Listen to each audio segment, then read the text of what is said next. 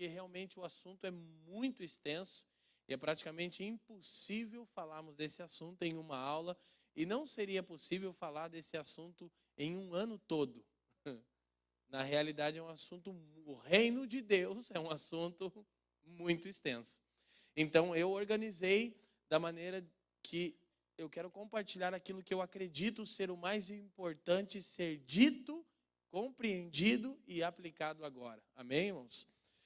Então, já para que nós possamos começar a pensar nisso, você vai perceber que 99%, se não 100%, de todas as parábolas que Yeshua, que Jesus nos ensinou, quase todas elas acabam com a expressão: aquele que tem ouvidos para ouvir, ouça.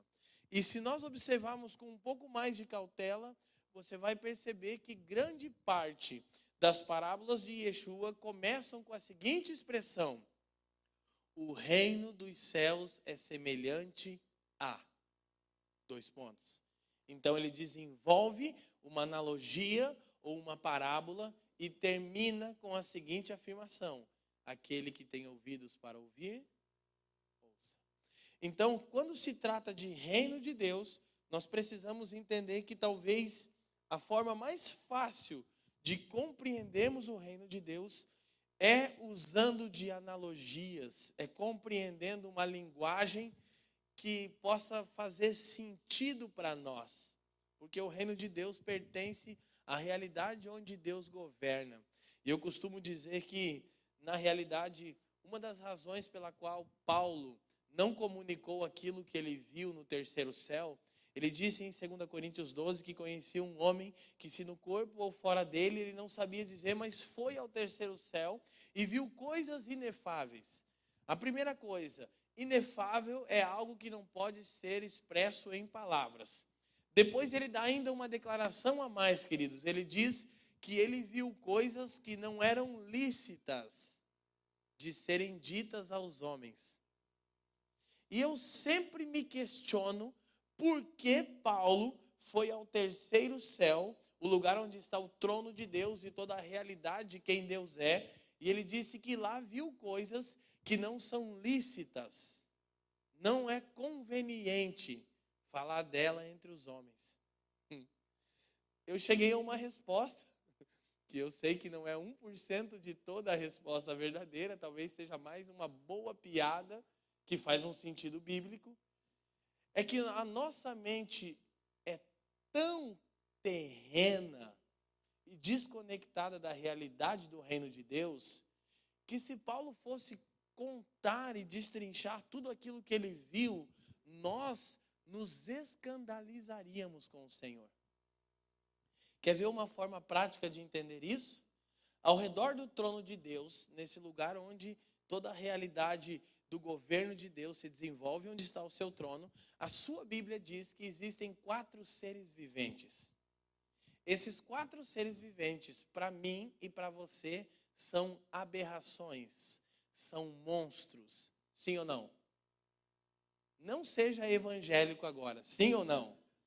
Um ser que tem uma cabeça de águia, que tem olhos nas asas, por frente e por trás, e que parece que está voando, e um outro que tem uma cabeça de leão, e também tem olhos nos braços, querido.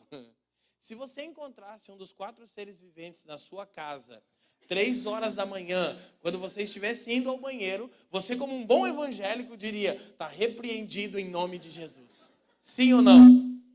Sim ou não? Então, eu tenho essa resposta. É por isso que Paulo não falou sobre o que ele viu lá. Ok? Porque a nossa mente é muito limitada para compreender toda aquela realidade. Tudo aquilo que envolve esse lugar onde Deus reina absoluto. Amém, queridos? É uma piada bíblica. Então, vamos trabalhar isso. Anote aí, por favor. Nós vamos trabalhar assim. Eu vou dar algumas dicas, você anota e daí nós vamos vê-las, porque eu quero muito que você tenha esse material anotado. Mateus 4,17.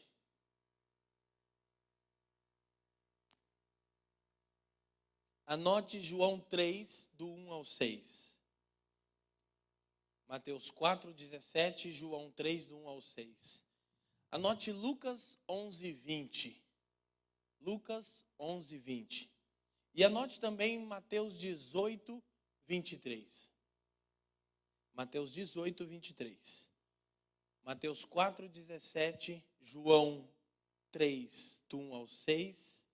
Lucas 11:20 e Mateus 18:23. Então vamos até essas referências, por favor, queridos.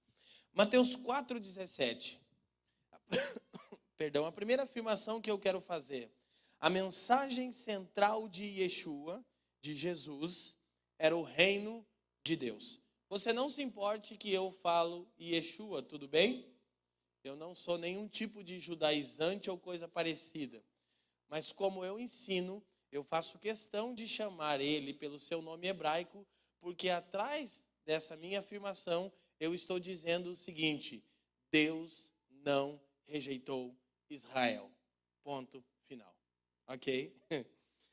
A mensagem central de Yeshua era o reino de Deus. Mateus 4:17. Se você não tem muita versatilidade aí para encontrar os livros, eu não vou esperar que você encontre.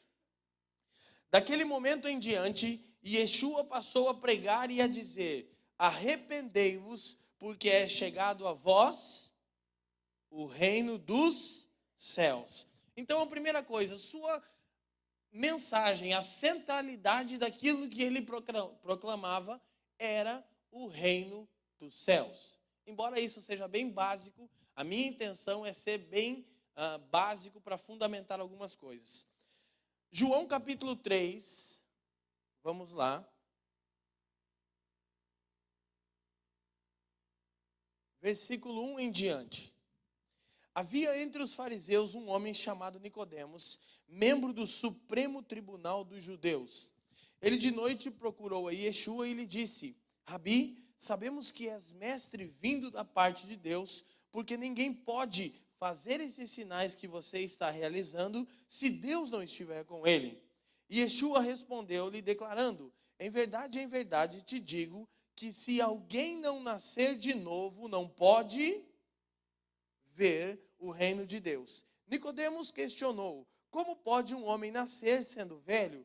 Pode todavia entrar pela segunda vez no ventre de sua mãe e nascer novamente? Replicou-lhe Yeshua: em verdade te asseguro que quem não nascer da água e do Espírito não pode entrar no reino de Deus. O que é nascido da carne é carne, mas o que é nascido do Espírito é... Segunda afirmação, o ensinamento de Yeshua era sobre como entrarmos no reino. Ok? Primeira afirmação, a mensagem central de Yeshua era sobre o reino de Deus. Segunda afirmação, seus ensinos eram sobre como entrar no reino de Deus, neste reino que ele anunciava. Embora eu vou passar por isso rapidamente, eu quero chamar a atenção para você em algo muito importante no Evangelho de João e nesse texto. Quando Nicodemos chega até Yeshua, ele diz saber que ele vinha de Deus, porque ele percebia que as obras que ele estava realizando não poderiam ser realizadas se Deus não estivesse com ele. Quantos aqui estão vendo que Deus está trabalhando na nossa geração? Levante sua mão e diga assim. Ok, então nós estamos na condição de Nicodemos. Nós estamos percebendo que Deus está fazendo algo.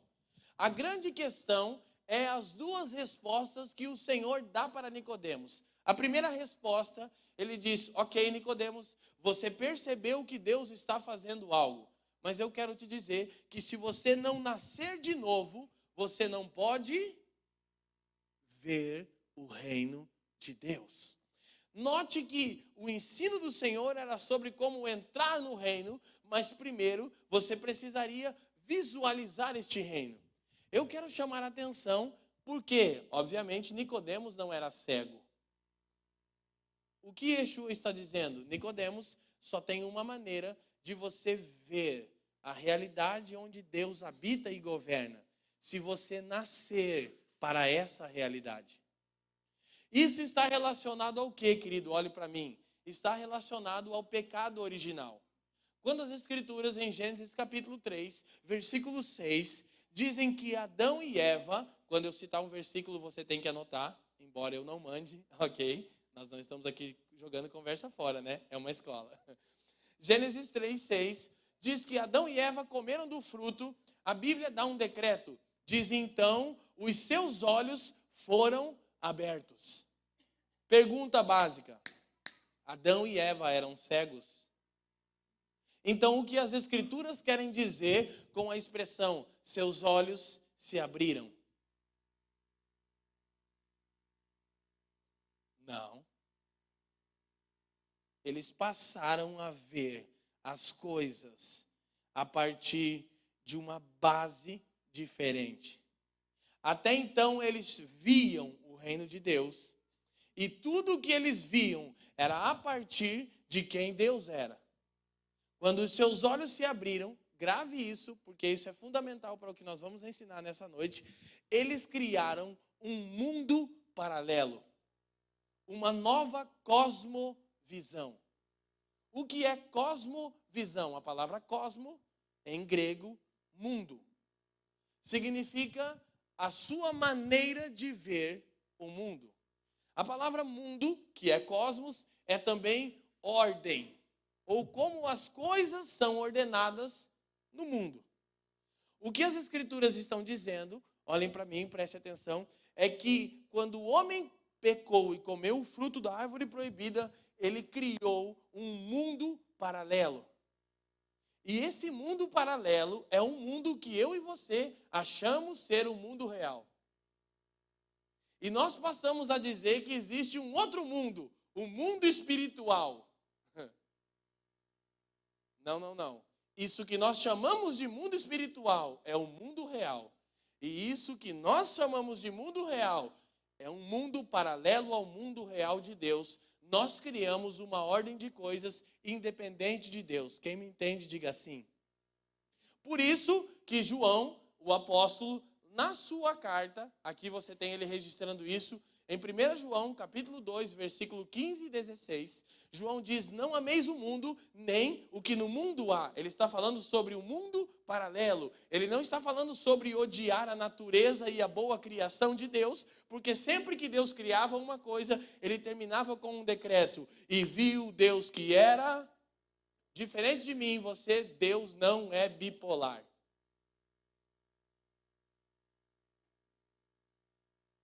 Aleluia? Tudo que Deus criou é bom, e essa é uma das principais coisas que eu estou inclinado a trazer clareza para vocês nas Escrituras, porque isso vai afetar diretamente a nossa visão de missão e remodelar a nossa missão. Agora preste atenção e olhe para mim. Eles criaram um mundo paralelo e passaram a ver as coisas a partir de sua própria alma. Então João vai explicar como esse mundo paralelo funciona. Não ameis o mundo, nem o que no mundo há. Porque tudo o que há no mundo, ele vai dizer o que há no mundo paralelo criado a partir da queda. A concupiscência da carne, a concupiscência dos olhos e a soberba da vida. É a estrutura do mundo paralelo que nós criamos na queda. Olhe para mim, isso é tão sério, o tempo não nos permitirá entrarmos em todos os desdobramentos, mas você é inteligente, tem uma Bíblia e o Espírito Santo, ok? Então você tem tudo o que você precisa. E você pode começar a confrontar a si mesmo. Se o mundo que você está inserido, ele está fundamentado nas verdades de Deus, ou na concupiscência da carne, a forte inclinação para as coisas da carne, na concupiscência dos olhos, tudo aquilo que você vê te atrai, ou na soberba da vida. Depois João termina dizendo que todas essas coisas passarão, mas o amor de Deus permanece para sempre. Por quê? Porque nessa nova cosmovisão de mundo, nesse novo império que nós criamos paralelo ao reino de Deus, nós criamos uma das piores coisas. A primeira vez que a palavra medo aparece nas Escrituras é em Gênesis 3. E o homem, pela primeira vez, tem medo da voz de Deus. Isso nunca havia acontecido. E quando ele sente medo, ele se esconde. E Deus diz, porventura você comeu da árvore que você não deveria ter comido? Qual é o ponto que está em questão? Por que o homem passou a ter medo? Porque no mundo que ele criou a partir da queda, olhe para mim, ele criou um novo tipo de amor. E esse amor está relacionado ao desejo de possuir. E a Escritura diz, vendo a mulher que a árvore era agradável aos olhos e desejável para dar entendimento. Na realidade, o homem era pleno e não tinha falta de coisa alguma, mas Satanás plantou um sofisma no homem e fez com que ele achasse que o ter é mais importante do que o ser. Bem-vindo ao mundo paralelo, também chamado Matrix. E se você não entender a aula minha hoje, eu estou falando pelo Espírito de Deus. Assista a série do Matrix inteira e você vai entender. Sim, porque é tudo que eu estou dizendo aqui. Quem já assistiu Matrix? Ok, quem não assistiu, minha lição de casa é assistam Matrix. Talvez você vai entender melhor. Uma das coisas nesse mundo paralelo é que tudo é pecado. Mas no mundo de Deus, tudo é puro para os puros. Tem a ver como você se relaciona com as coisas. Tem a ver com a forma que você vê elas. E Yeshua disse, Nicodemos, você precisa nascer de novo para ver corretamente. Amém? E eu quero concluir, porque na verdade eu não deveria ter entrado nesse ponto, mas eu não consigo.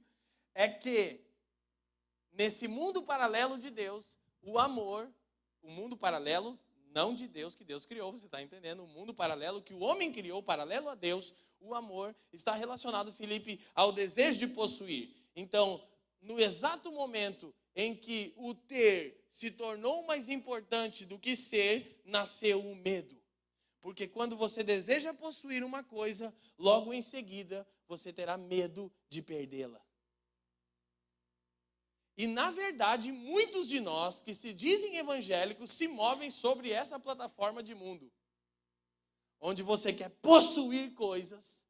Quando você diz, eu amo muito isso, você está querendo dizer, eu quero isso para mim. No mundo real de Deus, o amor não está relacionado ao desejo de possuir. As Escrituras dizem em João capítulo 3, versículo 16, que Deus amou o mundo de tal maneira que deu. E no mundo real de Deus, o amor está relacionado à entrega, à doação. Quem me entende, diga assim. Fiquem tranquilos, eu não vou levantar uma oferta, eu não trouxe envelopes. Fiquem calmos.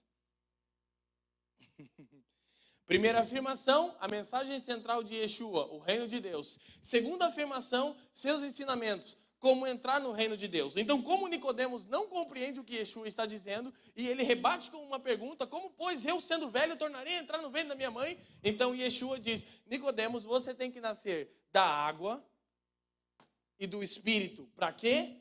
Para entrar no reino de Deus. Note uma coisa.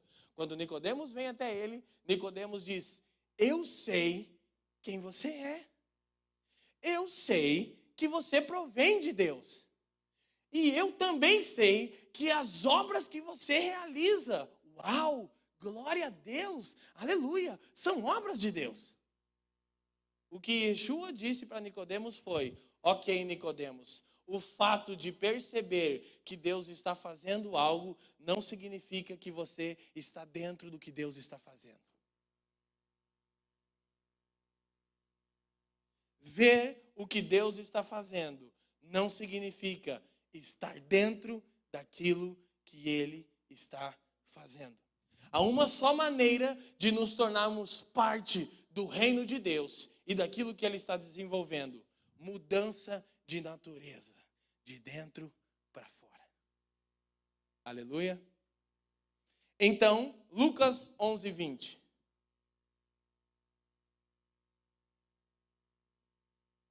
Quantos até aqui estão me acompanhando? Sim? Temos um desafio enorme aqui.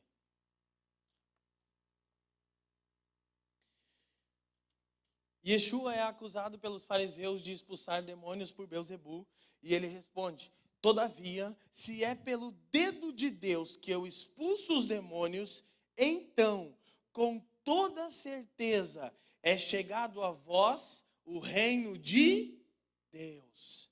Então, note, as obras de Yeshua traziam a realidade do reino de Deus. E essa é a terceira afirmação. As suas obras traziam a realidade do reino de Deus.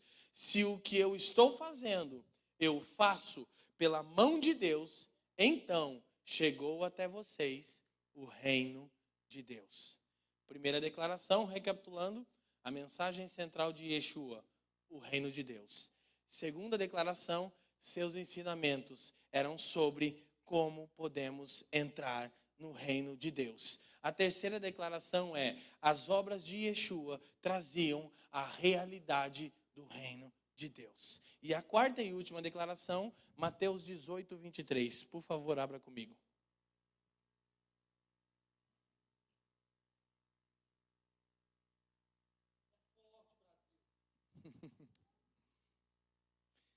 Em honra ao meu amigo Felipe, eu vim até de blazer, querido. Olha. Meu Deus, nem Salomão, toda a sua glória, nem o Salomão do reggae, não põe um blazer desse nunca. Mateus 18, 23. Eu escolho esse texto de uma forma intencional. Portanto, o reino dos céus é semelhante a certo rei que decidiu acertar as contas com os seus servos. Note a última e quarta declaração. As parábolas explicavam o funcionamento e a natureza do reino de Deus. As parábolas explicavam o funcionamento e a natureza do reino de Deus. Ok? Então você vai encontrar, como eu disse no início, inúmeras vezes, no início das parábolas, a seguinte expressão: o reino dos céus é semelhante a. Por que eu uso esta parábola para esse ensino? É de forma intencional, porque uma das verdades sobre a natureza do reino de Deus é que o reino de Deus é também semelhante a um rei que decidiu acertar as contas com os seus servos. E eu quero dizer para você que todos nós, e não somente os ímpios, mas em primeiro lugar nós, os seus servos, vamos dar conta a Ele naquele dia. É semelhante a um rei que sentou e disse: ok, vou acertar a conta com os meus servos. E você vai ver parábolas como a parábolas... Bom, essa nós podemos ver, embora não esteja no texto. Eu vou ficar livre, tá, Felipe? Você já me deixou, eu quero... Gente, deixa eu só falar para vocês. Eu tenho muita dificuldade, porque eu falo muito, você vai ver isso. E eu não tenho toda a verdade, eu não tenho tudo. Mas tudo que eu tenho, eu quero compartilhar com os irmãos, entendeu? Então eu vou seguir até onde o Espírito Santo deixar. Depois a gente pode estar junto outra vez. Se o Felipe me convidando, eu tenho disposição para estar com vocês. E a gente volta também. Tá bom? Eu estou falando isso mais para mim, só para mim ficar livre. Eu não consigo ficar preso no esboço, irmão. Eu tenho que andar no que o Espírito vai me dizendo, embora esteja na Bíblia. E eu não estou dizendo, o Espírito Santo mudou a mensagem. Eu tenho séria preocupação com as pessoas que dizem que a mensagem está sendo mudada. O Espírito mudou. Opa, peraí, que Espírito que mudou? Só tem uma mensagem. Ela não pode mudar. Ok? Vamos lá. Onde nós íamos? Mateus 25. Eu vou repetir, então, novamente, as 4 declarações baseadas nos 4 textos que nós lemos. Primeiro, a mensagem central de Yeshua, o reino de Deus. Segundo, seus ensinamentos, como entrar no reino de Deus. Terceiro, suas obras traziam a realidade do reino de Deus. Quarto, as parábolas explicavam o funcionamento e a natureza do reino de Deus. Ou seja, tudo é sobre o reino de Deus. Aqui temos uma parábola interessante que é conhecida por todos nós como a parábola dos talentos. Como você já conhece ela, eu vou para a parte que importa. Primeiro, as escrituras dizem assim,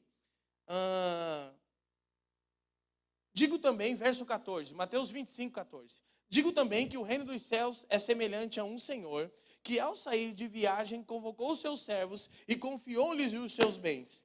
A um deu 5 talentos, a outro 2 e a outro 1 talento. A cada um conforme a sua capacidade. Olha para mim. Você sabe aquela frasezinha que diz que Deus não escolhe capacitados, mas capacita os escolhidos? Quem lembra? Joga fora. Mentira. Deus escolhe capacitados e dá a cada um de acordo com a sua capacidade. Uma das grandes verdades que eu amo na parábola dos talentos sobre o reino de Deus é que Deus exigirá 100% de cada um de nós. Escute isso. Por quê?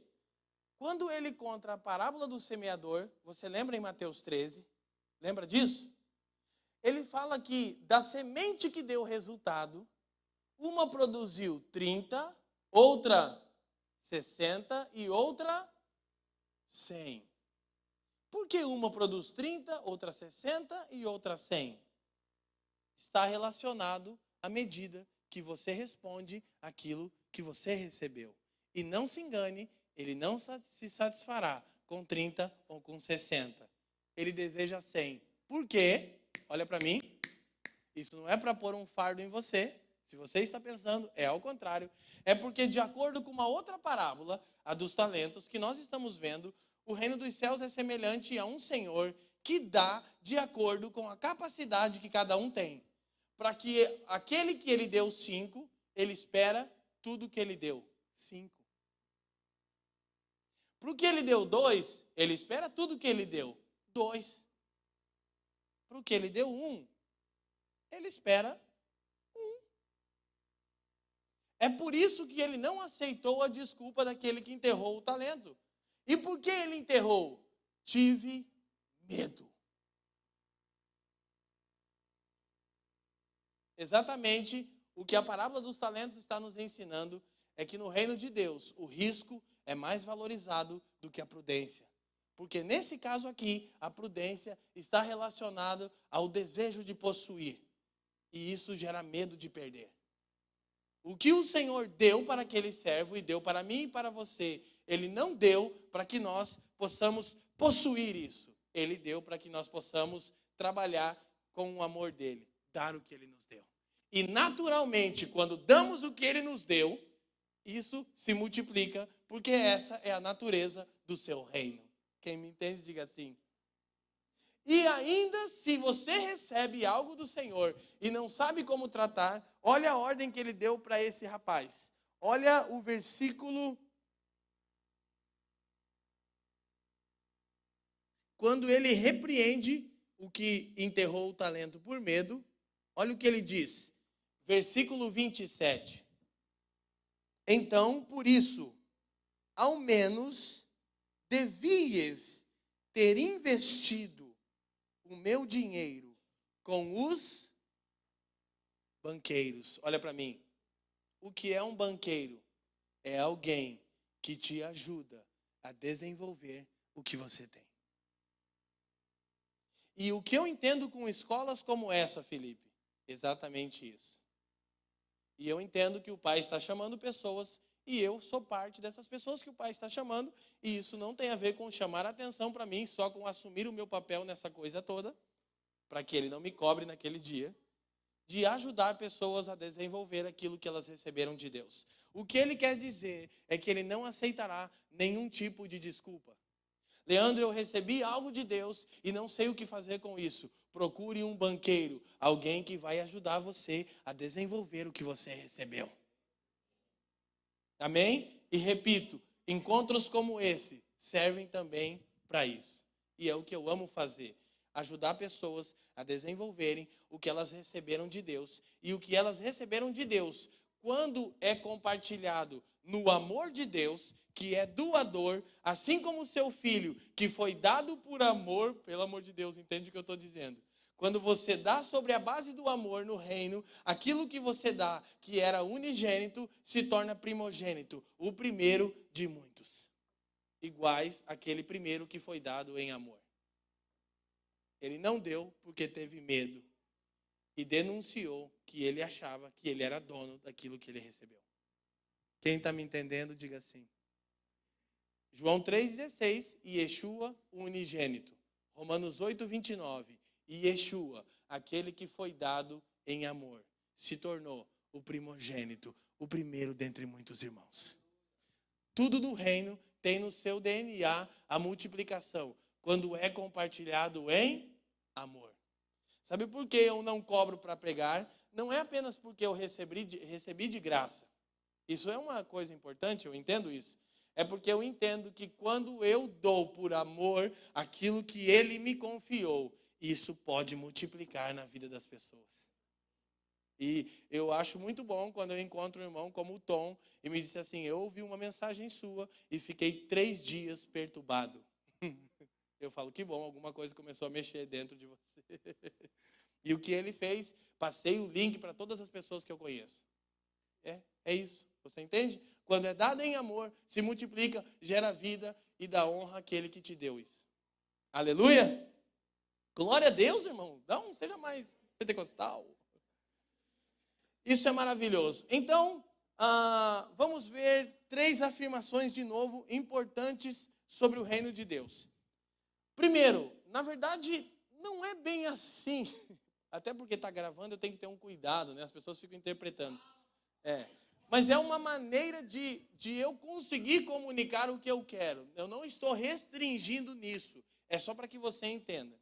Se nós tivéssemos que fazer uma separação das Escrituras, e ninguém deve fazer isso, repito, é só para você entender uma verdade, nós colocaríamos que o Antigo Testamento, ou primeiro pacto, ele está definindo o reino de Deus basicamente como o reinar de Deus.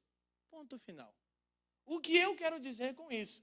Que todo o primeiro pacto, todo o Antigo Testamento está dizendo o seguinte: Deus reina. Ponto final. Ok? Salmo 145, 13. Puxa, numa escola é difícil lermos todos os textos. Mas você não precisa abrir, anota. Diz lá, o teu reino é reino de todos os séculos, e o teu domínio subsiste para sempre. Amém? Então, o que quer dizer? Que o Antigo Testamento, o primeiro pacto, a primeira aliança, melhor dizendo, anuncia o reino de Deus como o reinar de Deus. Sua condição de estar sempre governando todas as coisas. Se nós fôssemos olhar a nova aliança e uma afirmação dentro dela, Romanos 14, 17. Anote aí. Romanos 14, 17 é aquele famoso texto quando Paulo diz que o reino de Deus não é comida nem bebida, mas ele é justiça, paz e alegria no Espírito Santo. O que eu quero dizer com isso? É que é como se a nova aliança estivesse dizendo que o reino de Deus, que no primeiro pacto está relacionado ao reinar de Deus, agora é uma realidade acessível, presente, que pode ser experimentada. Ok? Nós vamos andar nisso, fica tranquilo, vai ficar mais claro. O reino de Deus é uma realidade que pode ser experimentada agora. O reino de Deus é hoje. Ok? O reino de Deus está acessível a nós.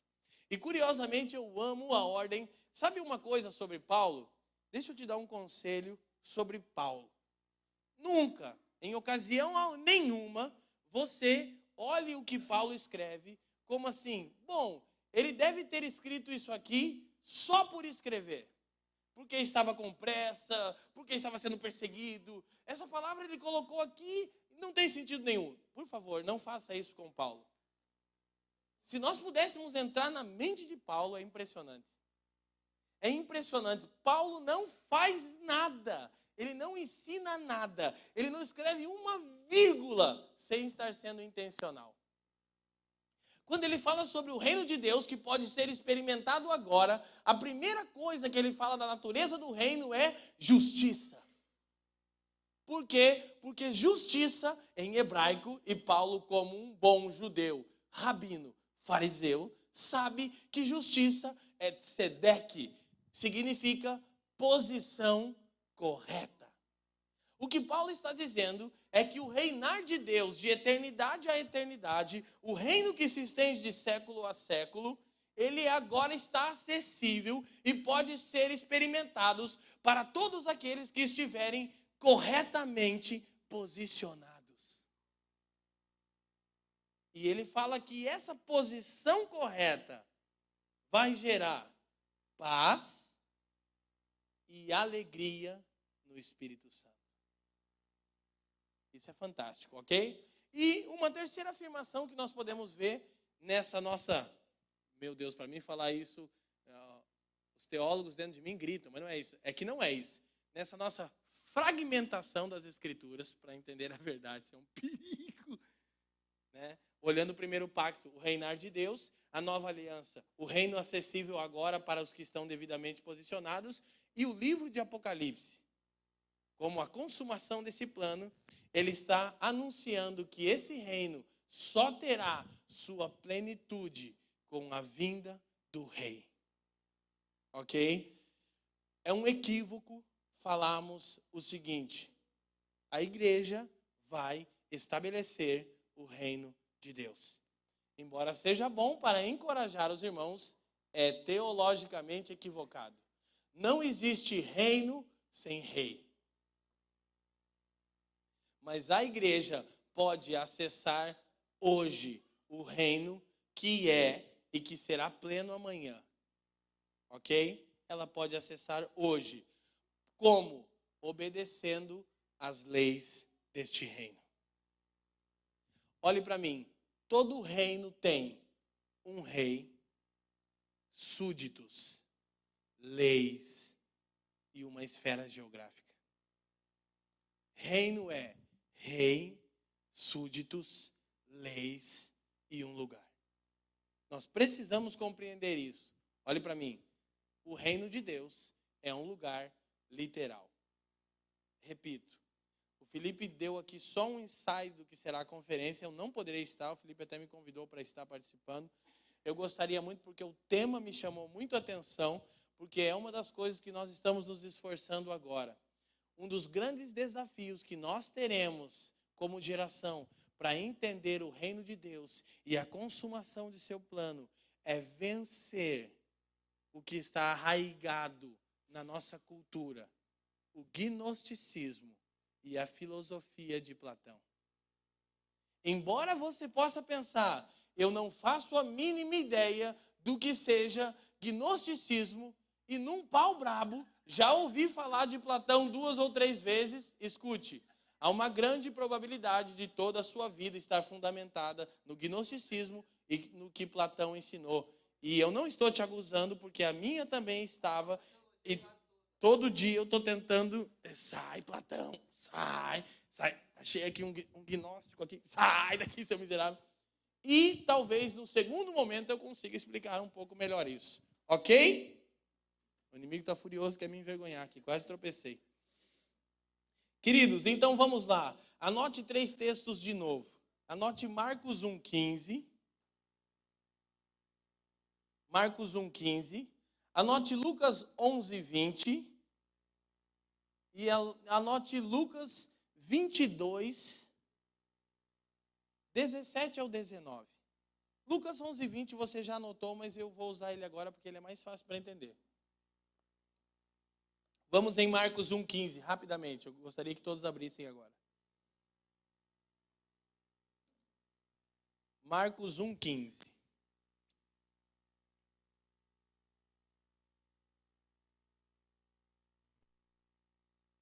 Essa questão da secularização de tudo é muito importante.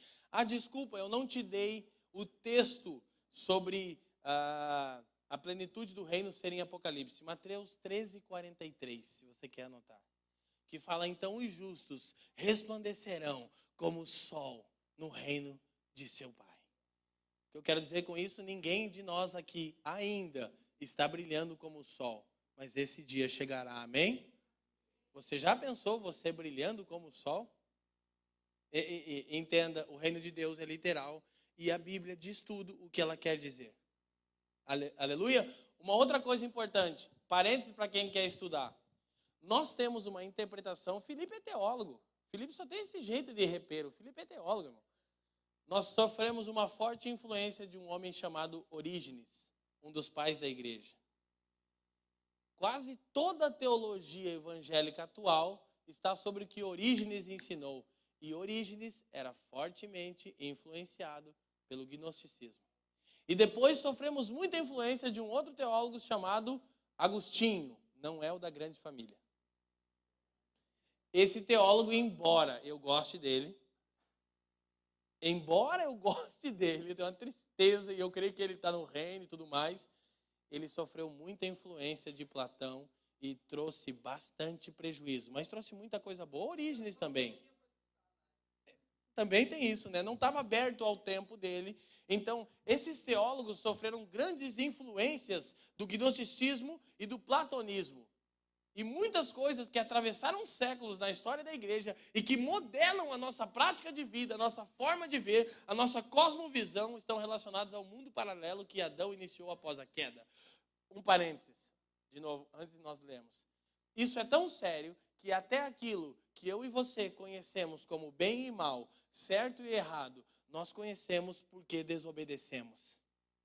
Então, sempre duvide daquilo que você pensa. Isso é certo e isso é errado. Primeiro responda a si mesmo. Eu tenho uma nova natureza, estou inserido no reino de Deus e vejo as coisas como Ele vê, ou isso que eu estou dizendo de certo e errado tem a ver com a proposta que a serpente fez para o homem. Você vai conhecer o bem e o mal.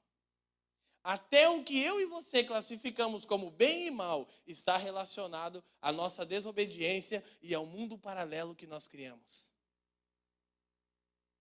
Se você pensar uma coisa, confronte o seu pensamento com as Escrituras. Elas não falham. Sua mente não é muito confiável. A não ser que você realmente tenha nascido de novo. Olha para mim. E com isso, você tem a resposta para uma das piores estatísticas que nós já ouvimos. Quase 50 milhões de evangélicos no Brasil. E nunca a nossa situação de corrupção, vergonha e sujeira foi tão grande. Por quê? Porque você pode ter certeza que talvez desses 50 e tantos milhões, 40 e tantos milhões, 50 e tantos milhões, sei lá, que se dizem evangélicos, talvez 10% deles nasceram de novo. Talvez. Porque se houvesse 50 milhões de pessoas que nasceram de novo no Brasil e que agora veem as coisas como Deus vê e sua forma de amar é a entrega, esse país em 6 meses seria a Nova Jerusalém. Aleluia. Então, olha só, Marcos 1,15, quantos estão comigo? Sim? Então Yeshua começou a pregar. O tempo está cumprido e o reino de Deus está próximo. Arrependei-vos e crede no evangelho. Ok, então Yeshua apareceu pregando que o reino de Deus estava... Olha para mim, é uma escola, a gente precisa interagir. O reino de Deus estava próximo. Lucas 11:20. Já lemos, você vai relembrar. Abre rapidamente.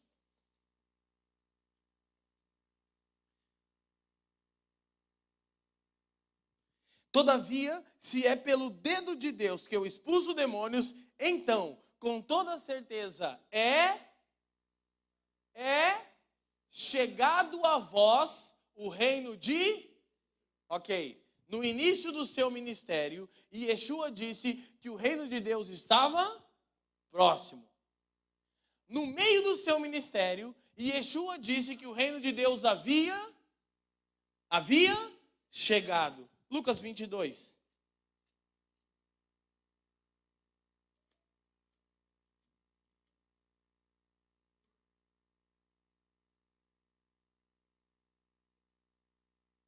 Versículo 17. E havendo pegado um cálice, ele deu graças e ordenou. Essa é a última ceia, querido, antes de ele ser entregue e crucificado. Tomai do cálice e partilhar entre vós, pois vos declaro que, de agora em diante, não mais beberei do fruto da vide, até que venha o reino de...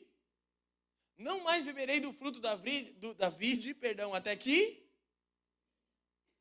Opa, peraí. E Yeshua aparece pregando. O reino dos céus está? Vamos comigo. O reino dos céus está?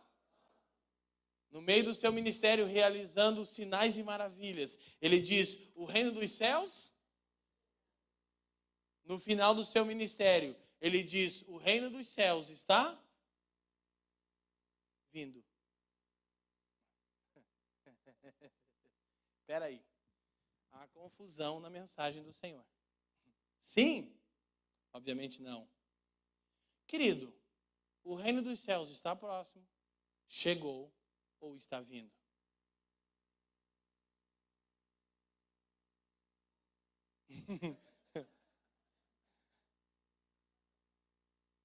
Está vindo? Mas ele disse que havia chegado. Veio, está próximo e está vindo. Querido, na verdade, é exatamente isso. O que nós estamos vendo, que a primeira coisa sobre o reino de Deus, para que possamos compreender, é que o reino de Deus é eterno, presente, vindouro. O reino de Deus é eterno. Deus reina. Seu poder nunca foi abalado. O reino de Deus é presente. Para aqueles que estão corretamente posicionados, eles podem experimentar a realidade desse reino.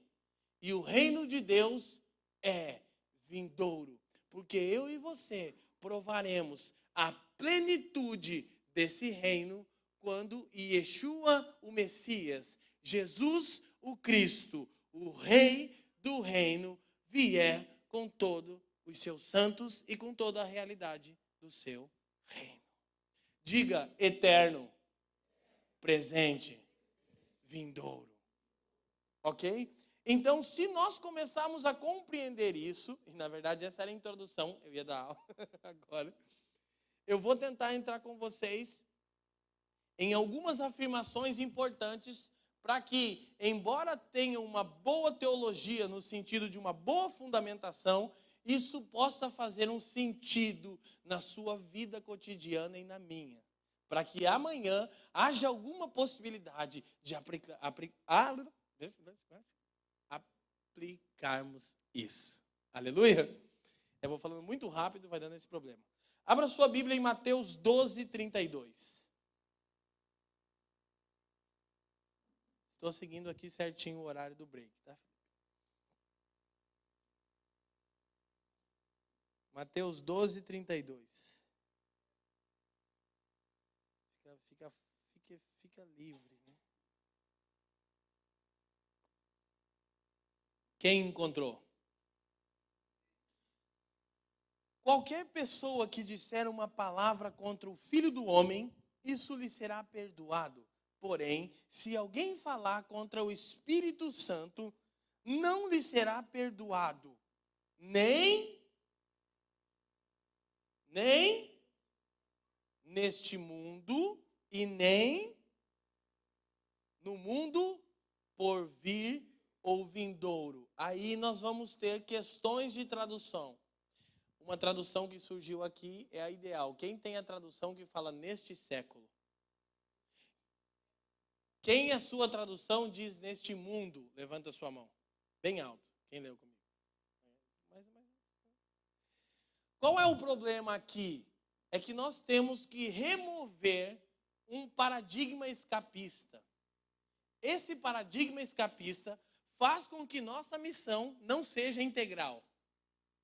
Basicamente, quando nós vemos esse e tantos outros textos, vamos ver alguns, não todos, que o Novo Testamento nos apresenta, que nós vemos sobre uma declaração sobre este mundo e o mundo por vir, nós pensamos no seguinte: ainda bem, eu vou morar no céu. E eu estou esperando a hora que eu vou abandonar este mundo. E olhe só para mim, vamos precisar de mais uma aula para explicar essa declaração. Olha para mim. A culpa é sua. Eu quero dizer em nome do meu amigo Capitão Nascimento, não vai subir ninguém. Querido, olha para mim. Brincadeiras à parte, não atiça as piadas, Felipe. Eu estou certinho. Olha para mim. Olha para mim. A intenção não é essa. O que eu quero basicamente dizer com isso? Nossa missão não será integral enquanto não assumirmos a missão original dada ao homem: cultivar e guardar a terra.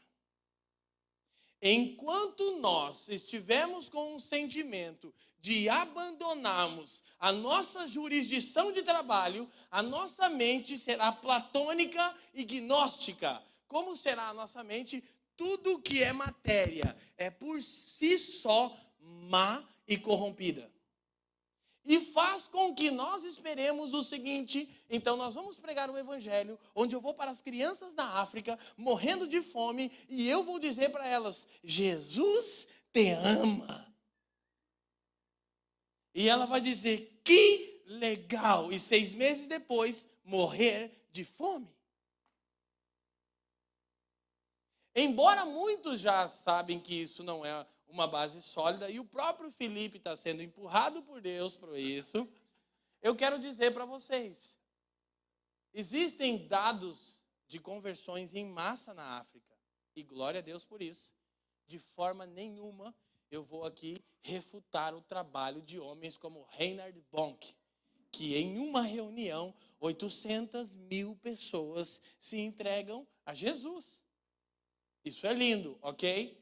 Problema: mais de 1 milhão de pessoas morrem na África todos os anos por causa da malária. Por quê? Porque ninguém ensinou eles saneamento básico.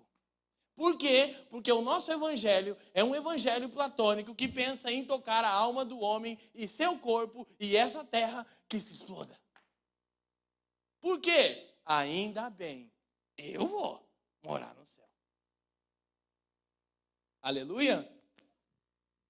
Essa é a parte que você pensa: meu Deus, ele é um TJ.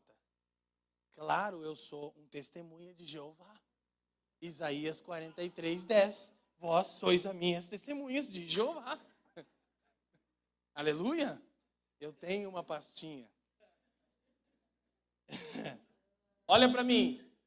Nós vamos ter que conferir um pouco do que as Escrituras querem nos dizer com a expressão mundo e mundo vindouro. A palavra grega aqui não é cosmos, fazendo referência à atual ordem das coisas ou o mundo físico. A palavra aqui é aion, significa era ou século. E o que você está aprendendo nesse texto e em todo o ensino de Yeshua, olhe para mim, é que o reino de Deus pertence à era vindoura, a um período de tempo que está vindo. E nós estamos na presente era perversa. Vou explicar isso com mais calma, porque na verdade alguns de nós já não estão, foram tirados dela. Mas aí nós vamos descobrir se entendemos isso ou não. E é essa a nossa questão. A palavra não é mundo no sentido de mundo físico, queridos. A palavra é aion, era, século, dispensação de tempo. Quantos me entendem, digam sim. Marcos 10, 29, por favor. Nós vamos, pelo visto, fazer o break por aqui. Eu tenho 9 minutos para o break, né? 9h15, né? Era isso. Tá, se você não visse meu esboço, você não ia dizer. Se você visse, você não diria isso. Marcos 10, 29. Quem achou, gente? Quem achou? Garantiu-lhes Yeshua. Com toda certeza vos asseguro que ninguém que haja deixado casa, irmãos, irmãs, mães, pais, filhos ou bens, por causa de mim e do evangelho, da boa notícia do reino, que não receba já no presente 100 vezes mais em casas, irmãos, irmãs, irmãs, mães, filhos e propriedades, e com eles perseguições. Olha para mim, maravilhoso isso. E Yeshua disse, se na atual era perversa você abandonar tudo por mim, eu quero dizer que você vai receber 100 vezes mais ainda nessa era. Entenda isso na prática. Eu acabei de deixar a minha família. Meu filho se agarrou nos meus 2 pés. Meu amigo Fabiano falou, agora eu entendi porque você está falando muito do Benjamin. Eu estou exagerando, Fabiano? Ele agarrou nos meus 2 pés porque eu acabei de chegar de viagem. Ele disse, papai, você já vai. Mas eu estou deixando ele e estou ganhando 100 vezes mais. Se esses irmãos aqui pararem de me ver como um ET ou como alguém que pode ser um problema e me verem como mais um irmão dessa gloriosa família de Deus, eu estou ganhando nesta era e com isso perseguições. Porque o Pai vai nos dar, entretanto, nessa era vamos ter perseguições. Agora ele fala, e com eles perseguições, e no mundo futuro, a vida eterna. De novo, a palavra original não é mundo, fazendo referência ao mundo físico. A palavra original em grego é aion. Ele está dizendo, se você deixar tudo nesta atual era perversa, eu te darei 100 vezes mais de tudo que você deixou por causa de mim e do evangelho, nesta era presente, e com isso perseguições, porque essa era é corrompida, mas também na era vindoura. Entende isso? Por isso ele disse, quem quiser vir após mim, negue-se a si mesmo, tome sua cruz e siga-me, pois quem tentar ganhar a sua vida, perdê-la. Mas quem perder a sua vida por mim, este achá-la. Então está relacionado a uma troca de reinos. E nós vamos continuar construindo, mas a afirmação que eu quero que você entenda aqui é que você vai encontrar 2 palavras nesse texto, kairos e aion, em grego nesses versículos que nós lemos. E essas 2 palavras fazem referência a um período de tempo e não a um mundo físico. Vamos deixar um mundo físico e entrar em outro mundo físico. Não. Essa atual era perversa vai ter o seu fim e será inaugurado a era do reino de Deus. Ok? Então isso vai tocar o nosso senso de missão. Diga, 2 períodos de tempo, não 2 mundos. É importante entendermos. Mateus 24, 3, rapidamente.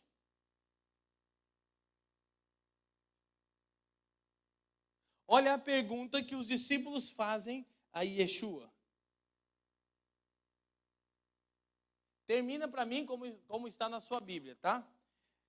Tendo Yeshua se assentado no Monte das Oliveiras, os discípulos chegaram até ele em particular e lhe pediram, dize-nos, quando ocorrerão essas coisas e qual será o sinal da sua vinda e do... Quem tem fim do mundo aí? Levanta a mão. Horrível. A consumação dos séculos, ou o fim dos tempos, que na verdade é o início da era do reino de Deus. Mas quando nós nos deparamos com uma tradução fraca, e note, esse é um problema da nossa língua, do português, de novo você tem uma mentalidade platônica e escapista. Deixar tudo que é matéria e se tornar um espírito com uma roupa de batismo e com uma harpa, dizendo aleluia, aleluia, aleluia, aleluia, aleluia, aleluia, aleluia, aleluia, aleluia, aleluia, aleluia, aleluia, aleluia, de século a século, de eternidade a eternidade. Por favor. O reino de Deus não é isso. Glória, glória, glória, glória, glória, para ver se fala em língua, né? Aí a nossa mentalidade, repito, gnóstica e platônica, está afetada por uma cosmovisão grega. E Daniel falou disso na visão da estátua em Daniel capítulo 2. Sobre o reino da Grécia, ele disse que este reino teria domínio sobre toda a terra. E a Grécia nunca dominou toda a terra belicamente. Do que Daniel estava falando, que nossa forma de democracia seria grega. Nossa forma de economia seria grega. Nossa forma de ver as coisas, a nossa cosmovisão. O nosso calendário, grego. E tudo que nós fazemos, grego, grego, grego. Você sabe o que Alexandre o Grande fez? Quando ele percebeu que não poderia dominar belicamente todas as nações, ele teve uma sacada demoníaca. Qual foi a sacada? Ok, vamos helenizar o mundo. Daí o termo helenismo. O que é helenismo? Tudo bem, viva feliz aí na sua terra, sobre o seu governo. Só fale como grego. Viva como grego. Pense como grego. Isso é helenismo. Ele teve sucesso. Nós nem sabemos que muito do que afirmamos ser o evangelho do reino é filosofia grega. Ok? Vamos então para a última declaração e para fazermos o break. Mateus 24:3, de novo, a palavra não é mundo, fazendo referência ao mundo físico, a palavra é aion, a destruição, o fim, a consumação da era presente. Vamos ver isso. Gálatas 1:4, abra rapidamente sua Bíblia. Nós temos tempo para ler 2 versículos bem rápidos e fazemos o break. Quantos estão comigo, digam sim. Gálatas 1:4. Note que eu estou tentando mostrar isso para você em todo o Novo Testamento, para que você não ache que eu estou tirando um texto de um contexto para criar um pretexto. Eu estou te mostrando uma doutrina, tanto de Yeshua como dos apóstolos.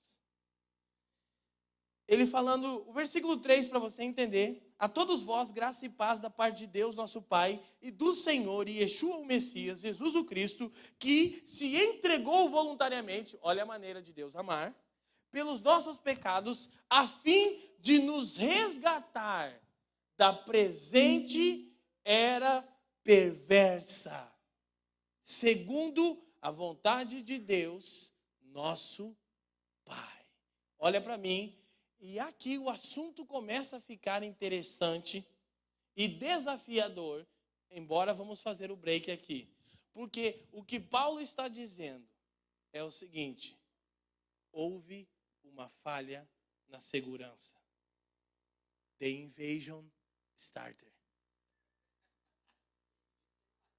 Traduza para mim. A invasão começou. Cara, você não está entendendo. Você sabe? Puxa, cara, isso é muito bom. O que Paulo está dizendo é que houve uma falha na segurança da atual era perversa e houve uma invasão. Missão impossível. The invasion started. A invasão começou. Você entende isso? E, na verdade, poucos entendem que Deus, na sua soberania, usa Hollywood e o está fazendo agora. Eu não estou brincando. E o está fazendo agora como nunca, e vergonha para nós, porque as pedras estão clamando sobre uma realidade e nós não entendemos. E se você quer entender um pouco mais, você pode assistir Jogos Vorazes, você pode assistir Divergente, você pode assistir Avatar. E, por favor, não se escandalize, porque tudo é puro para os puros. Basta você aprender a mensagem que está atrás, que embora sempre seja uma tentativa de satirizar uma verdade de Deus, se você inverter os papéis, você vai entender. Eu queria dizer para vocês com muito temor, eu sou o Nil. Último texto, Colossenses 1.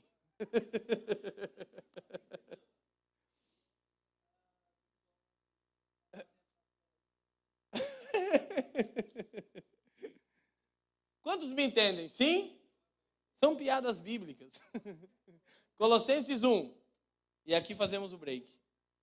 Passamos 1 minuto do nosso horário de break. Você precisa falar ainda? Eu vou querer de novo o tempo que eu vou ter, não importa. Para mim você pode falar 2 horas, eu vou falar depois do que eu preciso. Colossenses 1. Quantos acharam? Versículo 13. Falando sobre a obra de Deus, o Pai, em Cristo Jesus.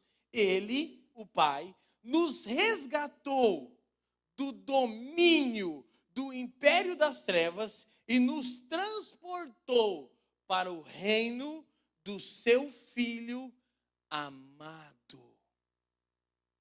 Ou o reino do Filho do seu amor. Note uma coisa, todo o reino, escuta, todo o reino de Deus está fundamentado na forma como Deus ama. E a forma como Deus ama não é tendo desejo de possuir, que gera medo de perder. Deus amou o mundo de tal maneira que deu. Agora, a última declaração é que Colossenses não só está dizendo que nós fomos tirados do domínio das trevas, que a invasão começou, como o próprio Paulo diz aos Gálatas, mas está dizendo que aquele que nos libertou de um atual domínio opressor, ele nos transportou, nos tirou de uma realidade e nos inseriu em outra realidade. Quantos entendem isso? Digam sim. E nós precisamos aprender algumas coisas, dentre 2 eu quero falar e fazemos o break. Primeiro, fomos tirados do domínio das trevas, transportados para o reino que funciona sobre a plataforma do amor. Primeira coisa, aprendemos a operar na legislação do reino de Deus. Toda essa lei está fundamentada em amarás o Senhor teu Deus sobre todas as coisas e ao teu próximo como a ti mesmo. E nisso tudo se resume a lei. Entende? E a segunda afirmação é: mudança de reino implica em mudança de princípios. Diga isso comigo. Mudança de reino implica em mudança de princípios. Ok, break. Felipe. Irmãos, é bom aprender, não é? Sim ou não? Dá um nó na cabeça, né? Tem que dar uma paradinha para poder dar uma respirada, né? Não, irmão? Bebe devagar, tá? Bebe devagar, come devagar. E uma das coisas que é muito interessante, que o Leandro falou, que eu estou sendo empurrado para algo, é que nós falamos aqui em uma aula que unanimidade não é unidade. Para nós estarmos unidos, nós não precisamos ser unânime. Amém? Nós estamos trabalhando para ensinar o povo de Deus a pensar. Jesus morreu para levar os seus pecados, não a sua inteligência. A sua inteligência precisa participar do culto. Você precisa trazer ela para cá. Amém? Nesse instante, inteligentemente, com entendimento, eu queria convidar você para pegar uma oferta. Amém? Essa escola, Leandro, ela não tem custo. Ela tem valor, amém? Você determina o valor daquilo que você está recebendo. Pessoas estão vindo de longe para te servir. Essa comunidade, essa congregação, ela serve você. Você não vem trazer o seu dízimo aqui, você vem trazer a sua oferta. Eu vi o Neil falando agora sobre o dízimo, você ouviu aquilo? Quem ouviu a palavra do pastor Neil sobre dízimo? Rapaz, eu acho que o Neil vai vir aqui mês que vem, vai ser legal, né?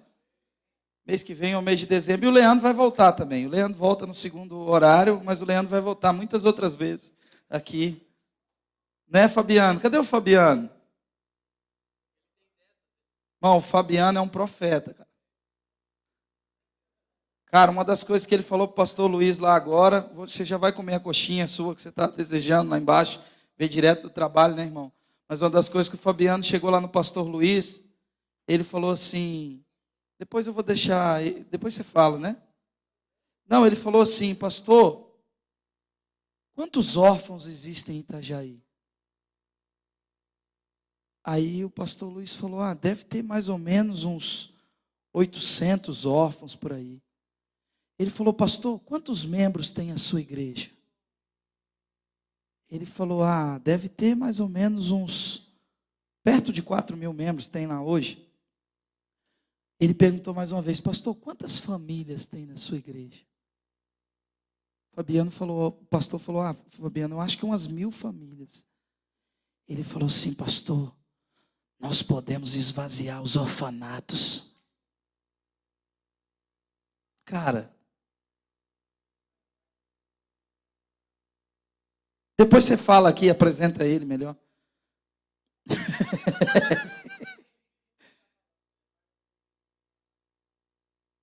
Não, ele é é a compreensão dos 5 ministérios. Cada um se move no seu lugar, amém? Ele é um profeta, um homem de Deus, amém? Você está disposto a ofertar? Com alegria mesmo, com entendimento? Traz a tua oferta aqui então. Não vai ter uma musiquinha né? Não que seja errado ter uma música na oferta, não é errado, mas você vai fazer com entendimento.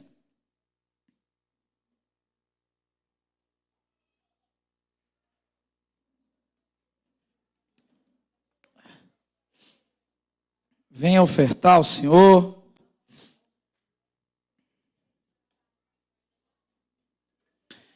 Irmãos, logo em seguida, nós vamos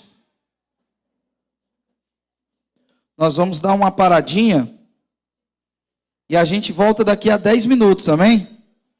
Esse tempo vai dar para você ir no banheiro,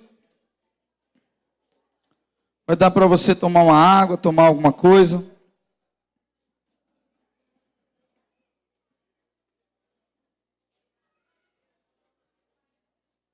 Os irmãos do Periscope estão assistindo ali, falando com o Leandro, estavam falando ali.